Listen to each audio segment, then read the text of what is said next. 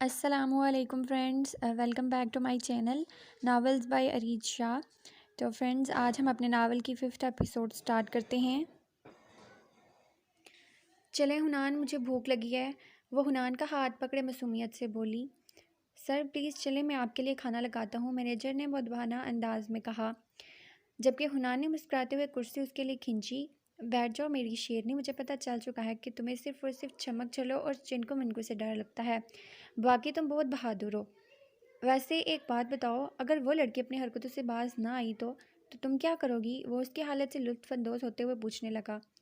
اگر وہ لڑکی باز نہیں آئی تو وہ حال جو کبھی ایک کندھے پر تو کبھی دوسرے کے کندھے پر گراتی ہے نا، اسے سارے میں کاٹ کر اسے گنجا کر دوں گی، وہ بال جو کبھی ایک دوسرے پر وہ گراتی ہے۔ عاشی نے فوراً اسے اپنا ارادہ بتایا۔ کیا بات ہے میری بہادر شیرنی، تم تو سچ میں بہادر ہو، اس نے مسکراتے ہوئے نوالا بنا کر اس کے منہ میں ڈالا، جسے چبانے کا انداز ایسا تھا جیسے اس کے منہ میں نوالا نہیں بلکہ وہ لڑکی آ گئی ہو۔ میری بیوی کو بہت غصہ آتا ہے، مجھے تو ڈر کر رہنا پڑے گا، وہ دوسرا نوالا اس کے منہ میں ڈالتا محبت سے بولا۔ ارے نہیں نہیں، آپ کو ڈرنے کی ضرورت نہیں ہے، آپ نے تھوڑی نہ اشارہ کیا ہے، اگر آپ نے اشارہ کیا تو آپ کے بال نہیں بلکہ ہاتھ کاٹ دوں گی، اس نے مسکراتے ہوئے اپنا منصوبہ بتایا، اور اس کے اس بات پر اسے اپنے معصوم نہیں خطرناک ترین بیوی ضرور لگی تھی۔ ثانیہ، اتنی بےعزتی کے بعد بھی تو اس ہوٹل سے چیک آؤٹ کرنے والی ہوں، اس کی سہیلی نے ایک ادا سے کہتے ہوئے اپنے سامان پیک کیا۔ جاؤ گی تو میں، لیکن ایسے نہیں، پہلے اس کو سبق سکھاؤں گی۔ سمجھتی کیا آپ نے آپ کو؟ پورے ہوٹل کے سامنے میری بےعزتی کروا دی، اگر اس کو اس کی اوقات نہ یاد دلائی تو میرا نام بھی ثانیہ نہیں، وہ غصے سے دائیں بائیں چکر کاٹتے ہوئے بولی۔ لیکن تم کرو گی کیا؟ آخر تمہارے دماغ میں چل کیا رہا ہے؟ پریشانی سے پوچھا، جبکہ ثانیہ ایک ادا سے مسکرائی۔ وہ تو اب تمہیں کل ہی پتہ چلے گا، تمہیں بھی اور اس لڑکی کو بھی۔ میرے ذرا سے مذاق کی وجہ سے اس نے میری اتنی انسلٹ کروائی، وہ بھی پورے ہوٹل کے سامنے، اب اسے سزا تو ضرور ملے گی۔ ثانیہ پلیز کچھ بھی ایسا الٹا سیدھا مت کرنا، تم جانتی ہو نا ہم پہلے ہی بہت مشکل سے یہاں آئے ہیں، ورنہ تمہارے بابا اور بھائی ہمیں کبھی بھی اس طرف آنے کی اجازت نہیں دیں گے، اور پلیز میرا منہ خراب مت کرو، بابا پاکستان میں ہی نہیں اور میرا بھائی نشہ کر کے کہیں پڑا ہوگا، ثانیہ بے فکر انداز میں بولی، جبکہ ردا اس کے ساتھ کسی بھی معاملے میں پھنسنا نہیں چاہتی تھی، اسی لیے اپنا بوریا بسترا اٹھا کر ہوٹل سے چیک آؤٹ کر گئی۔ تم یہی انتظار کرو، میں گاڑی نکال کے فون کرتا ہوں، آج برف نہیں ہے، سڑک بھی صاف ہے، لانگ ڈرائیو میں مزہ آئے گا۔ وہ پیار سے اس کے گال چومتا اسے روم میں ہی رہنے کا کہہ کر باہر جانے لگا۔ نہیں، میں بھی آپ کے ساتھ چلتی ہوں۔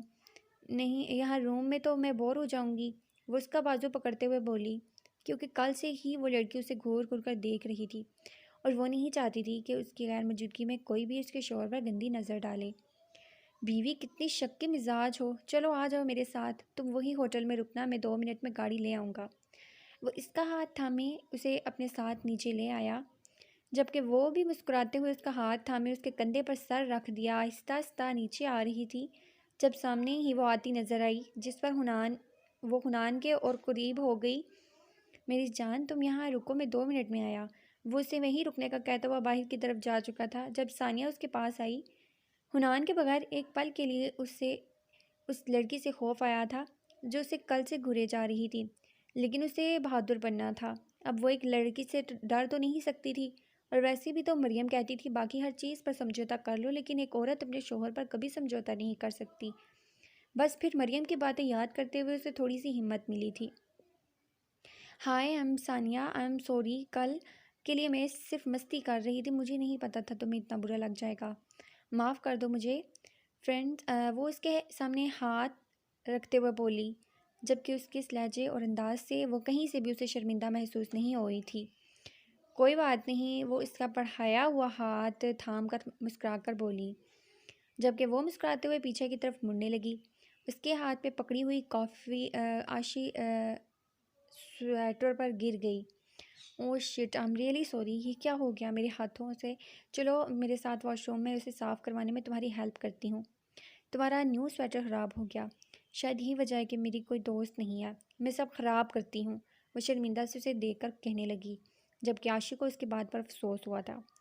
کیا تمہاری کوئی دوست نہیں؟ عاشی پوچھے بنا نہ رہ سکی۔ مجھے ایسی لڑکی سے کون دوستی کرے گا؟ میں مستیوں میں لوگوں کی انسلٹ کروا دیتی ہوں۔ اب دیکھو نا، جو لڑکیاں میرے ساتھ آئی تھیں وہ اس ہوٹل سے چیک آؤٹ کر کے جا چکی ہیں۔ شاید میں کسی کے دوست بننے کے لائق ہی نہیں ہوں۔ میں جو بھی کرنے کی کوشش کرتی ہوں وہ ہمیشہ خراب ہو جاتا ہے۔ اور اس کے ساتھ واش روم کی طرف قدم بڑھاتے ہوئے بول رہی تھی وہ، سوری میری وجہ سے ہوا، شاید میں کل کچھ زیادہ ہی ریئیکٹ کر گئی۔ تمہارے جیسا اشارہ کرنے سے پہلے باہر بھی ایک لڑکی نے اسی طرح حنان کو اشارہ کیا تھا اور مجھے غصہ آ گیا۔ عاشی اسے مکمل بات بتائے ہوئے بولی، جب کیا وہ تھوڑی ہی دیر میں اندازہ لگا چکی تھی کہ لڑکی کافی معصوم اور حد سے زیادہ بیوقوف ہے۔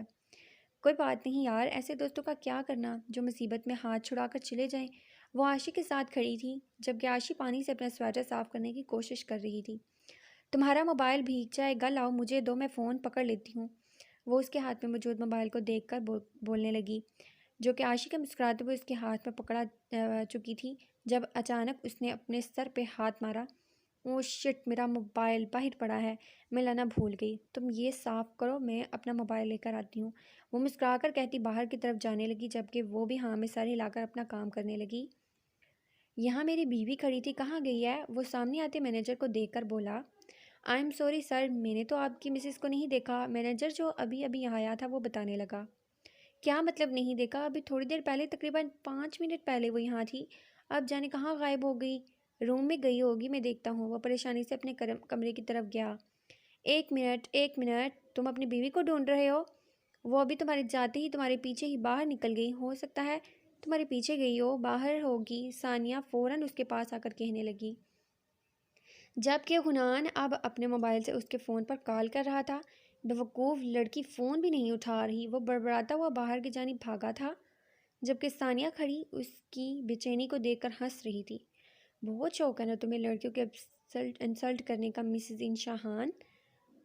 اب آج کا دن اسی ٹھنڈے واش روم میں گزارو، پھر پتہ چلے گا تمہیں کہ ثانیہ سلمان سے پنگا لینا کتنا برا ہے۔ وہ کل ہی پتہ لگا چکی تھی کہ اوپر کی بلڈنگ کے واش روم نئے تعمیر کیے گئے ہیں، وہ ابھی زیر استعمال نہیں ہے۔ سارا دن اس طرف کوئی نہیں جاتا تھا، اسی لیے تو اس نے اپنے کام کے لیے وہی جگہ چنی تھی۔ پچھلے 4 گھنٹوں سے وہ مسلسل ہر جگہ اسے ڈھونڈ رہا تھا، کوئی جگہ نہیں تھی جو اس نے نہیں دیکھی تھی۔ ہوٹل کے آس پاس سے لے کر دور دور تک نہ جانے وہ اچانک کہاں چلی گئی تھی۔ سر مجھے تو لگتا ہے کڈنیپ کا کیس ہے، ہمیں پولیس کو انفارم کرنا چاہیے۔ وہ مسلسل اسے پاگلوں کی طرح کبھی ادھر سے ادھر ڈھونڈ رہا تھا۔ اچانک اس طرح سے ہوٹل میں سب کے سامنے لڑکی کا غائب ہو جانا، پھر کہیں پتہ نہ چلنا، یہ انہی سوچوں میں ڈال چکا تھا۔ تم ٹھیک کہہ رہے ہو، لگتا ہے پولیس اسٹیشن جانا چاہیے۔ اب حنان پریشانی سے باہر نکلنے لگا جب ثانیہ اس کے پیچھے آئی۔ مجھے نہیں لگتا کہ یہ کڈنیپنگ کیس ہے جس میں پولیس کو شامل کیا جائے۔ وہ کوئی بچی نہیں ہے، ہو سکتا ہے کہیں چلی گئی ہو گھومنے پھرنے، یا پھر کسی کو جانتی ہو اس کے ساتھ چلی گئی ہو۔ مجھے نہیں لگتا کہ تمہیں پولیس وغیرہ میں جانا چاہیے، ویٹ کرو، ہو سکتا ہے شام تک وہ آ جائے۔ وہ یہاں کسی کو نہیں جانتی، کسی کو بھی نہیں میرے علاوہ، وہ اس طرح سے کہیں نہیں جاتی، ضرور اس کے ساتھ کچھ ہوا ہے۔ وہ بے چینی سے کہتا ہوا باہر نکلنے لگا، جبکہ اس کا پولیس اسٹیشن جانا ثانیہ کو بھی پریشان کر چکا تھا۔ اس نے یہی سوچا تھا کہ وہ مستی کرے گی، لیکن یہاں تو یہ پولیس کیس بنتا جا رہا تھا۔ اگر یہ تھانے پہنچ گئی تو بابا اسے کبھی باہر نہیں نکلنے دیں گے اور بھائی تو جان سے مار دے گا۔ وہ پریشانی سے سوچتے ہوئے اپنے روم میں آئی۔ اس کے دماغ سے یہ بات بالکل نکل چکی تھی کہ نہ جانے کتنے گھنٹے سے وہاں اوپر بند ہے، اور نہ ہی اسے کوئی پرواہ تھی۔ اسے پرواہ تھی تو بس اس بات کی کہ کسی کو پتہ چل گیا کہ اس نے پھر سے کوئی الٹا سیدھا کام کیا ہے تو اس کے باپ اور بھائی اس کا گھر سے نکلنا بند کر دیں گے۔ اور اب تو اس کے ساری دوست بھی واپس جا چکی تھی، کیونکہ شاید وہ یہ جانتی تھی کہ یہ کوئی بڑا کارنامہ سر انجام دینے جا رہی ہے۔ مجھے ہوٹل سے چلے جانا چاہیے، یہی بیسٹ آپشن رہے گا، اس نے سوچتے ہوئے اٹھ کر اپنا سامان پیک کرنا شروع کیا اور ہوٹل سے چلے جانا ہی بہتر سمجھا۔ لیکن جیسے ہی وہ سامان لے کر باہر آئی، مینیجر نے اسے روک لیا۔ میم آپ جانتی ہیں کہ ہوٹل میں کتنا بڑا مسئلہ بن چکا ہے، یہاں سے ایک لڑکی غائب ہو چکی ہے، کڈنیپنگ کیس بھی ہو سکتا ہے، یہاں سے ایسے پہلے کبھی نہیں ہوا۔ آپ پلیز آپ اس طرح سے باہر نہ نکلیں کہ یہ پہلے ہی ایک پولیس کیس بن چکا ہے۔ یہ جو لڑکا ہے جس کی بیوی غائب ہوئی ہے بہت بڑا خاندان سے تعلق رکھتا ہے، بہتر ہوگا کہ جب تک وہ لڑکی مل جائے نا تب تک ہوٹل سے کوئی باہر نہ جائے اور نہ ہی باہر سے کوئی اندر آئے۔ اب یہ ہماری ذمہ داری ہے، وہ لڑکی ہمارے ہوٹل کے اندر سے غائب ہوئی ہے اور اس پولیس کیس میں وہ سب لوگ شامل ہیں جو اس ہوٹل کے اندر موجود ہیں۔ آئی ایم ریئلی سوری، آپ کو تھوڑی سی تکلیف اٹھانی پڑے گی، لیکن ہم آپ کو اس طرح سے جانے کی اجازت بھی نہیں دے سکتے، مینیجر نے کچھ سوچتے ہوئے کہا، اور پھر اپنے کام میں مصروف ہو گئے۔ اب ثانیہ کو کچھ نہیں سوچنا تھا، وہ یہاں سے نکلے گی تو نکلے گی کیسے، وہ سوچ رہی تھی۔ اور اگر کسی کو یہ پتہ چل گیا کہ یہ سب کچھ میں نے کیا ہے تو بری طرح میں پھنس جاؤں گی۔ صبح سے شام ہونے کو آئی تھی لیکن ابھی تک کاشی کا کچھ اتا پتہ نہیں تھا۔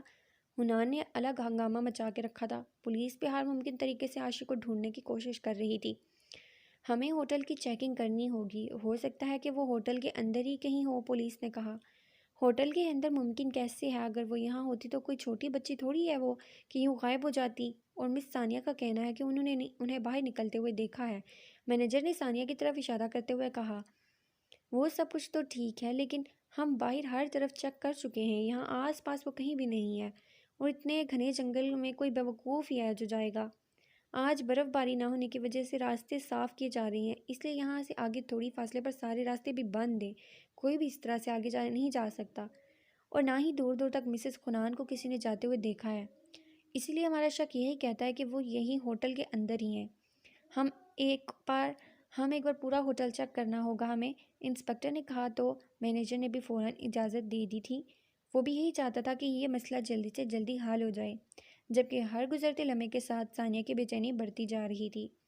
ہوٹل بس اتنا ہی ہے، اس کے علاوہ ہوٹل میں کچھ نہیں ہے، سوائے اوپر کچھ نئے کمرے تعمیر کیے جا رہے ہیں، سردی کی وجہ سے کام رک گیا ہے۔ اگر آپ چاہیں تو وہاں بھی جا کر دیکھ سکتے ہیں۔ آپ کا سٹاف کتنے بجے تک یہاں آتا ہے؟ انسپکٹر نے سیڑھیاں چڑھتے ہوئے پوچھا۔ سر، ہمارے 2 سٹاف ہیں، ایک رات کی ڈیوٹی کے لیے، ایک صبح کی ڈیوٹی کے لیے۔ رات کی ڈیوٹی سٹاف 9 بجے تک آ جاتے ہیں اور تقریباً صبح 6 بجے کے قریب چلے جاتے ہیں۔ اس دوران مہمانوں کو بھی کم ہی کسی چیز کی ضرورت پڑتی ہے اور صبح کے سٹاف 9 بجے تک آتی ہے۔ 5 لوگ رات کی ملازمت کرتے ہیں اور 5 لوگ صبح کی۔ جب یہ واقعہ پیش آیا تب تک ہوٹل میں کسی بھی قسم کا کوئی سٹاف موجود نہیں تھا۔ مینیجر تفصیل بتاتے ہوئے ان لوگوں کے ساتھ اوپر کی طرف آیا تھا، جبکہ انسپکٹر اب ایک ایک کمرہ کھول کر چیک کر رہا تھا، جبکہ کانسٹیبل نے انہیں آواز دی، یہاں زمین پر ایک لڑکی پڑی ہے۔ اس کے کہنے کی دیر تھی کہ سارے سٹاف کے ساتھ خنان واش روم میں پہنچا، جہاں سامنے زمین پر ہی وہ بے ہوش پڑی ہوئی تھی۔ وہ پچھلے 12 گھنٹے سے اس واش روم میں بند تھی۔ خنان فوراً اس کے پاس آیا اور اسے اٹھا کر باہر لایا۔ آشی، پلیز آنکھیں کھولو، کیا ہو گیا ہے تمہیں؟ وہ اس کے ہاتھ سے ہلاتا مسلسل اسے جگانے کی کوشش کر رہا تھا، لیکن وہ بے ہوش تھی، اس کے ہاتھ پیر برف بن چکے تھے، جبکہ انسپکٹر واش روم کونا کونا چیک کر رہا تھا۔ یہاں اپنے آپ تو آئی نہیں ہوگی، یقیناً انہیں یہاں کوئی لایا ہوگا، یہ کڈنیپنگ کیس بھی ہو سکتا ہے اور کوئی اور مقصد بھی ہو سکتا ہے، انہیں یہاں لانے کا یہ اتنی بے وقوف تو نہیں ہے کہ خود ہی یہاں آ جائیں گی، انسپکٹر نے سوچتے ہوئے کہا۔ کیوں کوئی ایسی جگہ پر آئے گا جو ابھی زیر تعمیر ہو؟ اوپر کی بلڈنگ شروع ہوتی ہی سب سے پہلے وہ واش رومز تھی جو مکمل تیار تھے۔ انسپکٹر نے اندازہ لگا لیا تھا کہ وہ کسی کی غلط رہنمائی میں یہاں تک آئی ہے، جبکہ اس کے فون کو ٹریس کرتے ہوئے یہی پتہ چلا تھا کہ آخر میں فون ہوٹل کے اندر سے ہی بند ہوا ہے، اور ہوٹل میں موجود ایک لڑکی ثانیہ سلیمان اسلام آباد کے ایک بہت بڑے گنڈے سلیمان پاشا کی بیٹی تھی، اور ہوٹل کے مینیجر نے انہیں یہ بھی بتایا تھا کہ کل اس لڑکی کے ساتھ مسز خان کی لڑائی بھی ہوئی ہے۔ مینیجر صاحب، آپ نے تو کہا تھا اوپر کوئی نہیں آتا، تو یہ لڑکی یہاں اوپر کیسے پہنچی؟ انسپکٹر نے مینیجر کو آڑے ہاتھوں لگایا۔ سر، مجھے نہیں پتہ، اس طرف کے راستے تو ہمیشہ بند رہتے ہیں، یہاں کیسے آئی یہ تو مجھے بھی سمجھ نہیں آ رہا، مینیجر نے پریشانی سے جواب دیا۔ آپ ڈاکٹر کو بلائیں، جب تک انہیں ہوش نہیں آ جاتا ہوٹل سے نہ تو کوئی باہر جائے گا اور نہ ہی باہر سے کوئی اندر آئے گا۔ میں جاننا چاہتا ہوں یہ اتفاق سے یہاں آئی ہیں یا کوئی انہیں اندر لایا ہے یہاں؟ مسٹر ہان، آپ اپنی وائف کا دھیان رکھیں، انہیں روم میں لے جائیں اور آپ ڈاکٹر کو بلائیں، انسپکٹر مینیجر سے کہا تھا، جس پر وہ موبائل نکال کر ڈاکٹر کو فون کرنے لگا۔ انسپکٹر نیچے آتا سیڑھیوں پر کھڑی ثانیہ کے پاس 1 منٹ کے لیے رکا تھا۔ اس کیس میں کوئی بھی شامل ہو سکتا ہے، لیکن جو بھی ہو بری طرح سے پھنس جائے گا۔ ایک بار مسز خان کو ہوش آ جائے تو خود ہی وہ بتا دیں گی کہ ان کے ساتھ کیا حرکت کس نے یہ کی ہے، اور یہ حرکت جس نے بھی کی ہے اسے سخت سے سخت سزا بھی ملے گی، چاہے وہ کسی کی بیٹی کیوں نہ ہو، میرا مطلب ہے کتنے بڑے گھر سے اس کا تعلق ہی کیوں نہ ہو۔ تب تک ہوٹل سے باہر نہ کوئی جا سکتا ہے، نہ ہی باہر سے کوئی اندر آ سکتا ہے۔ انسپکٹر صاحب، بہت ہوا، اب مجھے یہاں سے جانا ہے، میں آج صبح ہی یہاں سے جانے والی تھی، لیکن اس سارے کیس سلسلے میں نہیں جا پائی۔ کوئی بات نہیں مس ثانیہ، آپ کل چلے جائیے گا، اور ویسے بھی مسز خان کو صبح تک ہوش آ جائے گا، ہم آپ کو زیادہ تکلیف نہیں دیں گے۔ وہ اسے گھورتے ہوئے باہر نکل گیا تھا۔ جبکہ ثانیہ کو اندازہ ہو چکا تھا کہ وہ بری طرح پھنس چکی ہے۔ ڈاکٹر اسے چیک کر کے جا چکا تھا۔ سردی میں اتنی دیر کھڑے رہنے کی وجہ سے اس کا خون جم چکا تھا، جس کی وجہ سے وہ بے ہوش ہو گئی تھی۔ ڈاکٹر کے جانے کے بعد حنان مسلسل اس کے پاس بیٹھا اس کے ہاتھ پیر سہلا رہا تھا۔ اس نے گھر میں اس کے بارے میں کسی کو کچھ بھی نہیں بتایا تھا، لیکن اصل میں یہ سب کچھ سنبھالنا بھی اس کے لیے بہت مشکل تھا۔ مینیجر اور انسپکٹر کے حساب سے کہیں نہ کہیں اس میں ثانیہ شامل تھی، کیونکہ ثانیہ کا ایک جھوٹ پکڑا جا چکا تھا کہ صبح اس نے اسے باہر نکلتے ہوئے دیکھا ہے، جبکہ ایسا کچھ بھی نہیں تھا۔ وہ کہیں باہر نہیں گئی تھی۔ آج کا دن حنان کی زندگی کا سب سے برا دن تھا۔ ڈاکٹر نے کہا تھا کہ اسے کسی بھی وقت ہوش آ سکتا ہے۔ اس وقت رات کے 2 بج رہے تھے، جبکہ حنان اپنی بھوک پیاس کی پرواہ کیے بغیر بس اسی کے بارے میں سوچ رہا تھا۔ اگر تو اس سب میں سامیہ شامل تھی تو وہ اسے سخت سے سخت سزا دلوانا چاہتا تھا، لیکن اسے غصہ اپنی لاپرواہی پر آ رہا تھا۔ وہ کیسے اسے چھوڑ کر چلا گیا؟ صرف 5 منٹ کے اندر کیا سے کیا ہو گیا تھا؟ اگر وہ صبح تک وہاں نہ پہنچتے تو شاید وہ اپنی عاشق کو ہمیشہ کے لیے کھو بیٹھتا۔ وہ تو خدا کا لاکھ لاکھ شکر تھا کہ اس نے وقت پر پولیس کی مدد لے لی۔ پولیس کا تو یہی کہنا تھا کہ جب تک 24 گھنٹے مکمل نہ ہو جائیں وہ اس طرح کا کوئی بھی کیس نہیں لے سکتے، لیکن اس کی بے چینی اور جنون دیکھتے ہوئے انسپکٹر نے اس کے کیس کو لینے کی حامی بھر لی تھی۔ اب بس ایک بار اسے ہوش آ جائے تو وہ خود ثانیہ کا نام لے کر اس کے لیے سزا اسے دلوائے گا۔ ابھی وہ یہی سب کچھ سوچ رہا تھا کہ اسے عاشق کے وجود میں کب کپاہٹ محسوس ہوئی۔ وہ اگلے ہی لمحے اپنی ساری سوچوں کو سائڈ پہ کرتا اس کے وجود کو خود میں سمیٹ چکا تھا۔ اسے اپنے قریب محسوس کر کے عاشی اس کی باہوں میں سمٹ آئی تھی۔ عاشی کیا ہوا؟ آنکھ کھولو۔ وہ اس کے بالکل پاس بے چین سے بیٹھا، یقیناً وہ جاگ رہی تھی۔ ایک پل کے لیے تو وہ بھلا چکی تھی کہ وہ کہاں تھی، لیکن اب یاد آیا تو آنسو ایک بار پھر سے اس کی پلکوں پہ آئے۔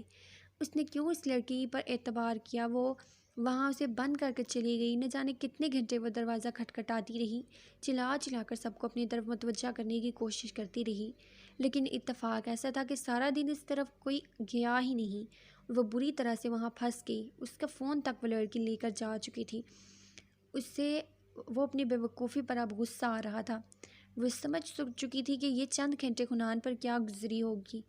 حنان اپنے چہرے پر نظروں کی تپش کو محسوس کر کے آنکھیں کھولے اسے دیکھنے لگا، جو کب سے اسے دیکھ رہی تھی۔ عاشی میری جان، تم ٹھیک ہو نا؟ وہ اگلے ہی پل اٹھ کر بیٹھتے ہوئے ایک پل پھر سے اس کا ماتھا اور چہرہ چیک کرنے لگا۔ حنان، اس نے مجھے وہاں پر بند کر دیا تھا۔ میں بہت ڈر گئی تھی، میں بہت چلائی تھی، مجھے لگا میں وہیں مر جاؤں گی، کوئی نہیں آئے گا مجھے بچانے، عاشی کہتے ہوئے بری طرح سسکی تھی، جبکہ وہ اسے اپنی باہوں میں بھیجے اپنے سینے سے لگا چکا تھا۔ سوری میری جان، میں نے بہت دیر کر دی، لیکن آئی پرومس آئندہ ایسی کوئی غلطی نہیں ہوگی۔ میں تمہیں ایک پل کے لیے بھی اکیلا نہیں چھوڑوں گا۔ یہ سب کچھ میری لاپرواہی کی وجہ سے ہوا ہے۔ وہ اسے اپنے سینے سے لگایا آہستہ آہستہ بول رہا تھا۔ تمہیں وہاں ثانیہ لے کر گئی تھی نا؟ وہ اسے اپنے سینے سے لگائے پوچھنے لگا، جس پر وہ ہاں میں سر ہلاتی ایک بار پھر سے اس کی باہوں میں آئی۔ ثانیہ کا تو میں وہ حال کروں گا جو ساری زندگی وہ یاد رکھے گی، وہ غصے سے بولا۔ نہیں حنان، ہم کچھ نہیں کریں گے، ہم واپس اپنے گھر چلتے ہیں، میں یہاں نہیں رکنا چاہتی۔ میں آپ ویسے دیکھتے ہوئے وہ کہنے لگی۔ نہیں عاشی، ہم کسی کی بیوقوفی کی وجہ سے اپنی خوشی کو قربان کریں؟ ایسی لڑکی کو اس کے لیے اسے سزا ملنی چاہیے، اور ہم یہاں 1 ہفتے کے لیے آئے ہیں تو 1 ہفتے کے بعد ہی واپس جائیں گے، لیکن وہ لڑکی یہاں سے سیدھا اب جیل جائے گی۔ اگر ہم تھوڑا اور لیٹ پہنچے تو جانتی ہو وہاں کیا ہوتا؟ میں اس پر اپنی بیوی کے مارنے کی پلاننگ کا کیس کروں گا۔ کچھ بھی ہو سکتا تھا تمہیں وہاں، اور اس لڑکی کے لیے یہ سب کچھ ایک مذاق ہے، زندگی مذاق ہے اس کے لیے۔ اسے اس کی سزا ضرور ملے گی۔ یہ لوگ تو جانتے بھی نہیں ہیں کہ اپنی چند سیکنڈ کی خوشی کے لیے یہ کسی دوسرے کی ساری زندگی برباد کر دیتے ہیں۔ عاشق کے اتنی دیر سمجھانے کے بعد بھی کوئی فائدہ نہیں ہوا تھا۔ وہ اپنی بات پر قائم تھا کہ وہ ثانیہ کو سزا دلوائے گا، اور اس کی ضد پر وہ بھی خاموش ہوئی، کیونکہ وہ حنان کا غصہ دلا رہی تھی۔ چھوڑو مجھے، میں نے کچھ نہیں کیا، وہ لڑکی جھوٹ بول رہی ہے، ثانیہ مسلسل لیڈی کانسٹیبل کا شکنجہ توڑتے ہوئے بولی، لیکن لیڈی کانسٹیبل کے ایک تھپڑ نے اس کا منہ بند کر دیا۔ آج کی نوجوان نسل میں پرنیک ایک نشہ ہے جو کہ نوجوان نسل میں بری طرح سے پھیلا ہوا ہے۔ پرنیک ایڈکٹ لوگ یہ نہیں جانتے کہ اس کی اس چھوٹی سی مستی کی وجہ سے دوسرے کی زندگی کس طرح سے برباد ہو سکتی ہے۔ اس کی جان جا سکتی ہے۔ انہیں پرواہ ہوتی ہے تو صرف اور صرف اپنے ہی مستی مذاق اور انٹرٹینمنٹ کی۔ بہت سارے ممالک میں ایسے گناہ تصور کیے گئے ہیں۔ یہ ایک ایسا نشہ ہے جو انسان کی زندگی برباد کر دیتا ہے۔ چند ممالک میں ان کی سخت سزا رکھی گئی ہے، لیکن چند ممالک میں اس کی کوئی حیثیت نہیں، اور ایسے ہی چند ممالک میں عام انسان کی زندگی اس نشے کا شکار ہو رہی ہے۔ مذاق کی ایک حد مقرر ہے۔ ایسے مذاق جو دوسروں کی دنیا برباد کر دیں وہ مذاق نہیں بلکہ گناہ ہے، اور ایسا ہی گناہ اپنے سکون کے لیے ثانیہ کرنے جا رہی تھی۔ انہیں واپس آئے ابھی 15 دن گزر چکے تھے۔ آج کل حنان ہر وقت ایریا میں رہنے لگا تھا۔ اس کا زیادہ تر وقت ایریا میں گزرتا۔ ایریا کے لوگوں کو کیا مسئلہ ہے اور ایریا میں کون سی چیز کی ضرورت ہے، وہ چھوٹی سے چھوٹی چیز سے لے کر بری سے بری چیز کا خیال رکھنے لگا تھا۔ ایریا کی ذمہ داری اس نے اپنے کندھوں پر لی تھی۔ ایریا کے سب لوگ اسے اچھا لیڈر سمجھنے لگے تھے۔ سب نے ہی اسے مینیجر بنانے کا فیصلہ کیا تھا، کیونکہ وہ پورے ایریا کے لوگوں کو ایک فیملی کی طرح ٹریٹ کر رہا تھا۔ اپنے غصے اور لڑاکا طبیعت کو ایک سائڈ پر رکھ کر وہ صرف اور صرف ایریا کی بھلائی کے لیے سوچ رہا تھا، جبکہ دوسری طرف سوسائٹی میں کیا ہو رہا ہے اس کی بھی خبر اسے ملنے لگی تھی۔ مدثر گنڈوں کا سہارا لے کر ایریا کے لوگوں کو ڈرا دھمکا کر ووٹ حاصل کر رہا تھا۔ ایریا کے 2-3 لوگوں نے باہر کے لوگوں کا ایریا میں آ کر غنڈہ گردی کرنے کی شکایت بھی کی تھی، لیکن مدثر کا یہی کہنا تھا کہ وہ سب اس کے دوست ہیں اور اس کے ایریا میں آ سکتے ہیں، اور اسی بات پر سوسائٹی کے ہیڈ خاموش ہو جاتے، کیونکہ اسی کی فیملی میٹر میں انٹرفیئر کرنے کی انہیں کوئی اجازت نہیں تھی۔ سوسائٹی کے بھلائی کے بارے میں سوچنا ان کا کام تھا، لیکن سچائی یہی تھی کہ کسی گھر میں کیا چل رہا ہے ان سب کا ان سے کوئی لینا دینا نہیں تھا۔ لیکن ایک دن سوسائٹی کے لوگوں کا شکایت کرنا انہیں ایکشن لینے پر مجبور کر کے انہوں نے مدثر کو بلا کر سمجھانے کی کوشش کی کہ ایریا میں غنڈہ گردی کرنا بند کرو، تو وہ ہیڈ کو نظر انداز کرے اپنے ہی ایریا کے لوگوں کو ڈرانے دھمکانے لگا، جس کا اثر یہ ہوا تھا کہ اس کے ایریا کے لوگ اس سے دب کر رہنے لگے تھے۔ اب نہ تو ہیڈ تک کوئی شکایت آ رہی تھی اور نہ ہی مدثر کو پریشانی کا سامنا کرنا پڑ رہا تھا، لیکن ایریا میں کیا ہو رہا تھا اس سے کوئی بھی بے خبر نہیں تھا، لیکن حنان چاہ کر بھی اس کے لیے کچھ نہیں کر سکتا تھا۔ وہ مدثر کا ایریا تھا، وہاں کے سارے لوگ مدثر کا ساتھ دے رہے تھے۔ ووٹنگ میں بھی زیادہ تر نام مدثر کا تھا۔ اس طرف کے ایریا سے کسی نے بھی حنان کو ووٹ نہیں دیا تھا۔ اگر حنان ووٹنگ میں جیت جاتا ہے تب ہی اسے پوری سوسائٹی کی ذمہ داری ملے گی اور وہ دوسرا ایریا بھی اسی کے انڈر آ سکتا تھا، لیکن اگر وہ ووٹنگ میں نہیں جیت سکا تو مدثر پورے سوسائٹی پر حاوی ہو جائے گا، اور مدثر اس کا باپ صرف اور صرف پیسوں کے لیے ایریا کا ہیڈ بننا چاہتا تھا۔ یہ تو پوری سوسائٹی اچھے سے جانتی تھی، لیکن اس کے باوجود بھی اس کے ڈر سے خاموش تھے، اور اس سب کی وجہ وہ گنڈا تھا جس کا تعلق کسی بڑے گنڈے سے تھا، شاید کسی بہت بڑے گنڈے کا بھائی تھا یا بیٹا تھا، جو بھی تھا، لیکن ایریا کے لیے کافی خطرناک ثابت ہو رہا تھا۔ وہ اپنے لوگوں کی مدثر کو ہر ممکن طریقے سے سپورٹ دے رہا تھا، جس کے بدلے میں مدثر اس کے نشے کی ضرورت کو پورا کرتا تھا۔ اس طرف کے ایریا کے لوگوں نے مدثر کے باپ کو وہ بہت سمجھانے کی کوشش کی کہ آپ کا بیٹا غلط لوگوں کا ساتھ دے رہا ہے اور غلط لوگوں کو غلط طریقے سے سوسائٹی میں لا کر سوسائٹی کو بھی خراب کر چکا ہے، لیکن اس کے باپ نے بس ایک اپنا ہی کہا کہ بہتر ہے کہ وہ لوگ اپنے کام سے کام رکھیں، ان کا بیٹا ہر وہ کام کرے گا جو ایریا کے لیے اچھے مینیجر کو کرنا چاہیے، اس لیے بہتر ہوگا کہ اس طرف کا کوئی بھی انسان مدثر کے کام میں خلل اندازی نہ دے۔ لیکن ان کو سمجھ نہیں آیا ایریا کے لوگ اپنے حق میں آواز کیوں نہیں اٹھا رہے، کیوں مدثر کے بے جا دباؤ کو برداشت کر رہے ہیں، کیوں وہ کسی غیر کے ڈر میں آ کر اپنا حق نہیں لے رہے۔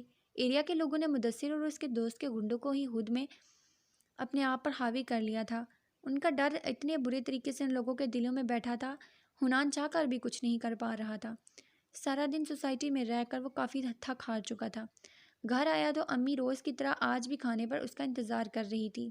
امی نے بولا تھا میں کھانا کھا لوں گا، آپ پھر بھی انتظار کرتی رہی۔ وہ ان کا ماتھا چومتے ہوئے ان کے پاس آ کے بیٹھا۔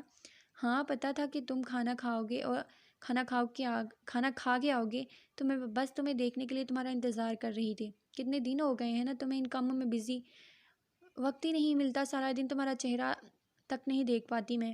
ان کے لہجے میں بہت محبت تھی۔ بس کچھ دن اور پیاری امی جان، پھر دیکھیے گا آپ کا بیٹا سوسائٹی کا مینیجر بن جائے گا اور لوگوں کو حقیقت کا آئینہ دکھائے گا۔ سوسائٹی کے لوگوں کا غلط استعمال میں نہیں ہونے دوں گا۔ مدثر اور اس کے باپ کو لگتا ہے کہ سوسائٹی کا مینیجر بن کر وہ سوسائٹی کو لوٹ لیں گے، تو ایسا میں ہونے نہیں دوں گا۔ میرے ایریا کے تقریباً سبھی لوگ مجھے ووٹ دیں گے، اور اس کے لوگوں نے اس طرح سے اسے ڈرایا ہوا ہے کہ میرا نہیں خیال کہ اس سے کوئی بھی ووٹ نہیں ملے گی۔ لیکن مینجمنٹ میں اگر کوئی مجھے ووٹ دے کرے تو ہو سکتا ہے میرے جیتنے کے چانسز میرے جیتنے کے بن سکیں۔ اور آپ اتنی دیر یوں سردی میں بیٹھ کر میرا انتظار نہ کیا کریں۔ آپ تو جانتی ہیں نا کہ رات کا کھانا میں سوسائٹی کے لوگوں کے ساتھ کھاتا ہوں، تو میرے کھانے پینے کی فکر چھوڑ دیں آپ، اور اپنی کچھ ذمہ داری اپنی بہو بیگم پر بھی ڈال دیں۔ مجال ہے جو آپ کی طرف انتظار کرتی ہوں۔ کوئی ملے، وہ شکایت کرتے ہوئے بولا تو امی مسکرا دی۔ اب اپنی لاڈلی بہو کے خلاف تو وہ سن نہیں سکتی تھی، اس لیے فوراً بولی، ایسے مت کہو، وہ رات دیر تک تمہارا انتظار کرتی ہے یہاں بیٹھ کر، اور جب تم نہیں آتے تو کبھی ادھر تو کبھی ادھر گھومتی رہتی ہے، اور پھر تھک ہار کر سو جاتی ہے۔ پچھلے ہفتے تم نے اس سے وعدہ کیا تھا کہ سوسائٹی کے کاموں کو تھوڑا سائڈ پر رکھو گے، تم اسے اس کے گھر لے کر جاؤ گے، جس سے تم نے بھی ابھی تک اسے پورا نہیں کیا۔ آج دوپہر کو مجھ سے تمہاری شکایت کر رہی تھی، تو میں نے کہہ دیا بیٹا ناراض ہو جاؤ اس سے۔ وہ اس کے سامنے اس کی برائی کرتے ہوئے بولی تو وہ مسکرائے بنا نہ رہ سکا۔ لیکن میری معصوم بہو نے کہا کہ میں کیا کروں، آپ کا بیٹا تو گھر آتا نہیں، تو کس سے ناراض ہوں میں؟ بھلا کوئی کرتا ہے اپنی نئی نویلی بیوی کے ساتھ ایسا؟ 15 دن ہو چکے ہیں تمہیں ہنی مون سے واپس آئے ہوئے، لیکن مجال ہے جو تم نے ایک بار بھی اس سے اس کی امی کے گھر لے کے گئے ہو۔ تم خود نہیں جا سکتی تو کم از کم اسے تو جانے دو، تم 2-3 دن گزار آئے وہاں، جب تک تمہارے یہ سارے کام کرتے ہیں، امی نے اسے سمجھاتے ہوئے کہا۔ نہیں امی نہیں، وہ چلی جائے گی تو میں کیسے رہوں گا؟ میں اپنی بیوی کو کہیں اکیلے نہیں جانے دوں گا۔ سوسائٹی کے کام ختم ہو تو میں خود اسے لے کر چلا جاؤں گا، اور آپ تو اسے نئی نویلی بیوی نہ کہیں۔ اب کچھ دن میں مہینہ ہو جائے گا ہماری شادی کو، اب ذرا ایکشن میں آ جائیں آپ۔ بہو والے ڈرامے اب شروع ساس بہو والے ڈرامے شروع کریں۔ جب میں شام کو گھر واپس آؤں تو مجھے دونوں شکایتیں لگاتی ہوئی آپ ملیں۔ یہ دوستی مجھ سے ختم نہیں ہو رہی۔ وہ ان کا ماتھا چومتے ہوئے اپنے کمرے کی طرف آیا، جبکہ اس کی بات پر امی مسکرائے بنا نہ رہ سکی۔ حنان نے کمرے میں قدم رکھا تو وہ سو رہی تھی۔ وہ مسکراتے ہوئے اس کی جانب بڑھ رہا ہے اور جھک کر نرمی سے اس کے ماتھے کو چھوتے ہوئے پیچھے ہٹا، لیکن سامنے والے کو تو ذرا اثر نہیں ہوا، اور یہی بات حنان کو بری لگی تھی۔ وہ اس کے لمس سے انجان ہو کر کیسے سو سکتی تھی؟ حنان تو اس کی نس نس میں اتر جانا چاہتا تھا۔ وہ اس کے سوئے ہوئے وجود کو دیکھ کر بے ہوش ساک ہو کر اس کے اشارہ کو اپنے لبوں سے چھونے لگا تھا، لیکن سامنے والا وجود تو جیسے گھوڑے بیچ کر سویا ہوا تھا، جس پر اس کے لمس کا کوئی اثر ہی نہ ہوا۔ بس پھر کیا تھا؟ حنان کو مزید غصہ آنے لگا اور وہ اس کی گردن پر جا بجا اپنے لبوں سے ظلم ڈھانے لگا۔ پھر سر اٹھا کر دیکھا تو وہ آنکھیں بند کیے تیز تیز سانس لے رہی تھی۔ مطلب کہ اثر تو ہوتا تھا، لیکن میڈم کے جاگنے کا کوئی ارادہ نہیں تھا۔ آسان الفاظ میں وہ اپنی ناراضگی کا اظہار کر رہی تھی۔ حنان دوبارہ اس سے گھر لے جانے کا وعدہ کیا اور دونوں بار نہیں اسے لے کے جا پایا، اور اسی کے اظہار پر محترمہ اس سے بالکل منہ نہیں لگا رہی تھی اور جاگتے ہوئے سونے کا پورا ڈرامہ کر رہی تھی۔ آشو سوری یار، بس کچھ دن انتظار کر لو، میں تمہارے گھر لے کر جاؤں گا تمہیں، وہ صلاح کا جھنڈا لہراتے ہوئے بولا، لیکن اس کے سامنے والے پر کوئی اثر نہیں ہوا، مطلب کہ وہ مزید ناراض رہنے کا ارادہ رکھتی تھی۔ کیا یار آشو، تم تو پکی والی ناراض ہو گئی ہو، اب میں تمہیں مناؤں گا کیسے؟ وہ مسکراتے ہوئے اسے چھونے لگا اور اس کے لب جا بجا اس کا ایک ایک نقوش کو بری عقیدت سے چوم رہے تھے، جس پر آشو کا چہرہ خون چھلکنے لگا اور حنان کی شرارتیں بڑھنے لگی۔ اب تم مان رہی ہو یا پھر میں زیادہ فری ہو جاؤں؟ اس نے مسکراتے ہوئے اس کے کانوں میں سرگوشی کی۔ مطلب صاف تھا، اگر اپنا بھلا چاہتی ہو تو ناراضگی ختم کر دو۔ حنان یہ کیا بات ہے؟ آپ کے صبر کے تو تھوڑا سا منا نہیں سکتے مجھے؟ بس یہی ساری حرکتیں کرنی آتی ہیں۔ جب بیوی ناراض ہوتی ہے تو اسے کس طرح سے منایا جاتا ہے اتنا تک نہیں پتہ؟ آپ کو ہر چیز میں مطلب پورا کرنا ہوتا ہے، بہت تیز کہتی اپنی زبان کو دانتوں میں وہ دبا گئی، جبکہ اس کے بعد پر وہ کہکا لگا کر ہنسا۔ مطلب کہ آسان لفظوں میں تم مجھے مطلب ہی کہہ رہی ہو؟ اب وہ اس پر رعب جما رہا تھا۔ میرا ایسا کوئی مطلب نہیں تھا حنان، چھوڑ دے مجھے، وہ اس کی نظروں سے بچتے ہوئے بولی۔ مطلب صاف تھا، اسے مطلب ہی بول دیا، اب وہ اپنا مطلب پورا کر کے ہی پیچھے ہٹے گا۔ ارے ایسے کیسے چھوڑ دوں؟ اب تم نے مجھے مطلب ہی کہہ دیا تو پھر مجھے میرا مطلب پورا کرنے دو، وہ ہنستے ہوئے بولا۔ حنان میں ناراض ہوں نا، اس کی شدت سہتے وہ بے بسی سے بولی۔ پیار کرنے تو دو، میں بعد میں منا لوں گا۔ حنان اس کے کانوں کے لوگوں کو چومتے ہوئے سرگوشی کر کے اپنی باہوں میں اسے سمیٹ گیا، جبکہ اب وہ اسے صحیح معنوں میں مطلب اس کا سمجھا رہا تھا، جب تک کہ وہ اس کی باہوں میں پگھلتی ہوئی اس کی شدتوں کو برداشت کر رہی تھی۔ رات کا نہ جانے کون سا وقت تھا جب اس کا فون بار بار بجنے لگا۔ اس نے ایک نظر گھڑی کی طرف دیکھا جو رات کے 3 بجا رہی تھی، اور پھر اگلے ہی لمحے اپنا فون اٹھانے لگا۔ اتنی رات کے کس کا فون ہو سکتا ہے؟ کیا ہوا آس؟ اتنی رات کے فون کیا، خیریت تو ہے؟ اس نے آس کا فون اٹھا کر پوچھا۔ کچھ خیریت نہیں حنان، مدثر اور اس کے گنڈے ہمارے ایریا میں ہیں، نہ جانے کیا کر رہے ہیں، مجھے تو لگ رہا ہے کہ چھپا کر کوئی بری چال چل رہی ہیں، تم جلدی سے آ جاؤ۔ کچھ دیر پہلے رضوان ہاسٹل سے گھر واپس آیا تو اسے کچھ گڑبڑ محسوس ہوئی۔ باہر نکل کر اس نے مدثر اور اس کے گنڈوں کو دیکھا۔ ہم لوگ چھپ کر ان کا پیچھا کر رہے ہیں، پلیز تم جلدی آ جاؤ۔ اس سے پہلے کہ یہ کوئی بڑی گڑبڑ کر دیں اسے پوری بات بتا کر فون رکھ چکا تھا، جبکہ وہ بستر ایک طرف کر کے جلدی سے اٹھا۔ وہ اپنے ایریا پر کسی قسم کا رسک نہیں لے سکتا تھا، یقیناً مدثر اسے کسی بڑے کھیل میں پھنسانے کا ارادہ رکھتا تھا، یہ شاید وہ ایریا کے لوگوں کو بری طرح سے نقصان پہنچانے والا تھا، مگر جو بھی تھا وہ رسک لینے کو تیار نہیں تھا۔ وہ جتنا جلدی ہو سکے اس جگہ پر پہنچا تھا جہاں اس نے اسے بلایا تھا، اس کے ساتھ ایک لڑکا اور رضوان جو اسی کے ایریا سے تعلق رکھتا تھا اور ہاسٹل میں رہتا تھا۔ وہ آج رات ہی اس نے واپس آنا تھا۔ واپس آتے ہی اس نے اپنے ایریا میں اس وقت ان کو دیکھا تو فوراً انہیں بتایا، حنان بھائی وہ دیکھیں، وہ لڑکے بجلی کا کاپٹن کے ساتھ کچھ کر رہے ہیں۔ اس نے بجلی کاپٹن کے ساتھ کھڑے 3 لڑکوں کو دیکھا جن میں ایک مدثر کا دوست ہے، وہ گنڈا بھی تھا۔ وہ انتہائی غصے سے ان کی طرف بڑھا، اسے سامنے سے آتے دیکھ کر وہ گنڈے بھی الرٹ ہوئے، اس کی جانب بڑھ رہے تھے، لیکن حنان رکا نہیں۔ وہ آگے بڑھتے ہوئے ان تینوں کی درگت بنانے لگا، جبکہ پکڑنے کی وجہ سے مدثر تھوڑا خوفزدہ ہو چکا تھا۔ اس کا ارادہ واپس جانے کا دل، لیکن یہ لڑکے یہیں پر لڑائی جھگڑا کرنے لگے۔ کیوں آئے تھے تم اتنی رات کو یہاں؟ وہ ان تینوں کو بری طرح سے پیٹ کر مدثر کے گریبان پکڑ کر پوچھنے لگا، جب اچانک پیچھے سے کسی نے اس پر حملہ کیا۔ اس سے پہلے کہ وہ ڈنڈا اس کے سر پر لگتا، وہ اپنی ٹانگ کی مدد سے پیچھے کھڑے لڑکے کو مار چکا تھا۔ وکی ایک جھٹکے سے ڈنڈا چھوڑتا زمین پر گرا تھا۔ آس اور اس کے باقی دوست موقع پر پہنچ کر انہی لوگوں کی درگت بنانے لگے، جبکہ حنان کا سارا دھیان وکی پر تھا، جو نشے کی حالت میں بری طرح سے لڑتا ہوا اپنے دوست کا ساتھ دینے کی کوشش کر رہا تھا۔ وہ اس کے قریب آیا اور اس کے سینے پر اپنا بوٹ رکھ کر اسے وارن کرنے لگا، دیکھو لڑکے، تم چاہے کتنی بھی بڑے گنڈے کے بیٹے کیوں نہ ہو، میری ذات پر اتنا سا فرق بھی نہیں پڑتا، میں تمہاری وہ حالت کروں گا باپ کو شکل دکھانے کے لائق نہیں رہو گے۔ تمہارا باپ گنڈا صحیح، لیکن تمہیں برائی سے بچانے کی کوشش کر رہا ہے، لیکن اس میں تم اپنا آپ برباد کر رہے ہو، ابھی بھی وقت ہے، سنبھل جاؤ۔ یہ تو مدثر ہے، اسی قانونی سے تعلق رکھتا ہے، تو پھر میرے ہاتھوں زندہ بچ جائے گا، لیکن تم نہیں بچو گے۔ میں کسی باہر کے انسان کو اپنے سوسائٹی میں برداشت نہیں کر سکتا، اور تم جیسے گنڈوں کو کس طرح سے سیدھا کرنا ہے کہ حنان سکندر خان بہت اچھے سے جانتا ہے، اس لیے بہتر ہوگا کہ آج کے بعد تم مجھے اس ایریا میں نظر نہ آؤ، یہاں نہیں اس طرف، ورنہ بہت پچھتاؤ گے۔ سمجھ رہے ہو نا میری بات کو؟ آج ان سب ایریا سے دھکے مار کر انہیں باہر نکالو، لیکن ٹانگوں پر نہیں، گدوں پر۔ وہ آس کو کہتا ہوا خود اٹھ کر اپنے گھر کی جانب بڑھ گیا، جبکہ اب اس کے دوستوں نے ہی کسی کو منہ دکھانے کے لیے نہیں چھوڑا تھا۔ حنان بہت مصروف تھا، ووٹنگ شروع ہو چکی تھی، حنان کا سارا ایریا اس کو ووٹ دے گا، اسے یقین تھا، لیکن مسئلہ یہ تھا کہ حنان کے ایریا کے لوگ کم پڑ چکے تھے، یقیناً مدثر نے جیتنا تھا۔ حنان بہت کوشش کے باوجود بھی یہاں آ کر بالکل بے بس ہو چکا تھا۔ ووٹنگ ختم ہوئی تو رزلٹ کا انتظار ہونے لگا۔ مدثر بڑے ہی شان بے نیازی سے سامنے کی کرسی پر بیٹھ کر اسے دیکھ رہا تھا، جیسے کہہ رہا ہو مبارک ہو، جبکہ حنان خاموشی سے آنے والے وقت کے بارے میں سوچ رہا تھا۔ اگر مدثر جیت گیا تو اس کا ایریا اور یہ سوسائٹی بری طرح سے تباہ ہو جائے گی، اور یہ بات پوری سوسائٹی بہت اچھے سے جانتی تھی۔ سوسائٹی کے مینجمنٹ اس وقت اسٹیج پر کھڑی فیصلہ سنانے لگی تھی، یہاں سے چلے جاؤ، ہو سکتا ہے ہار برداشت نہ کر پاؤ تم۔ وہ اس کے قریب کھڑا کہتا حنان ایک تلخ سے مسکرا کر سوسائٹی کو دیکھنے لگا۔